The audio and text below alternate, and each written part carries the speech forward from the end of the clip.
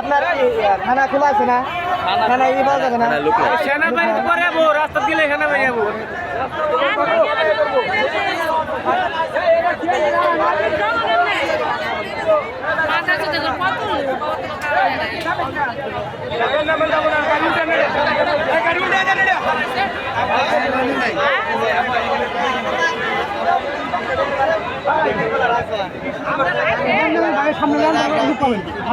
তোরা কই জোর করে রাইন না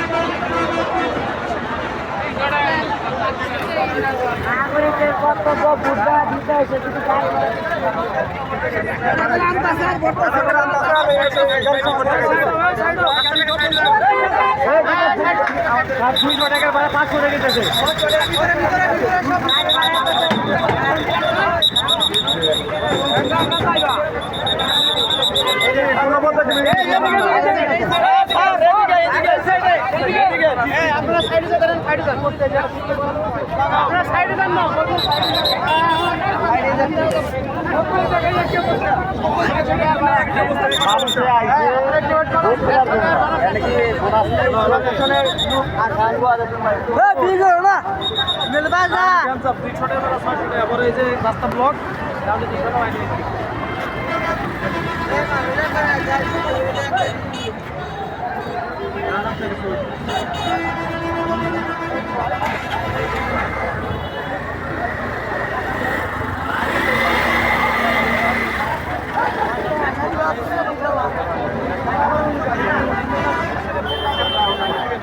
আসলে আজকের যে ইটা দেখছেন রাস্তা, এখানে কিন্তু মূলত আসলে অতিরিক্ত ভাড়া নেওয়ার কারণে কিন্তু আজকের এই সমস্যা।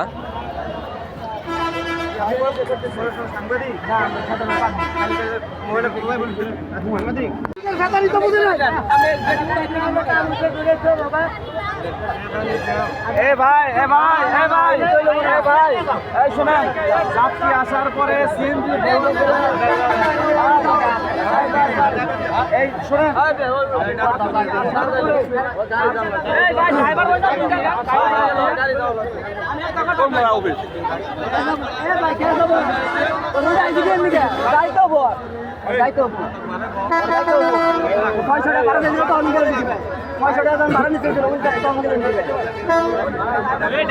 কত হইলে যাবেন আপনারা? কত হইলে যাবেন? আমি করতে আইতে হবো গাড়ি রোডে গাড়ি 500 করে মিডিয়া হইলে 300 করে ভাড়া দেবেন।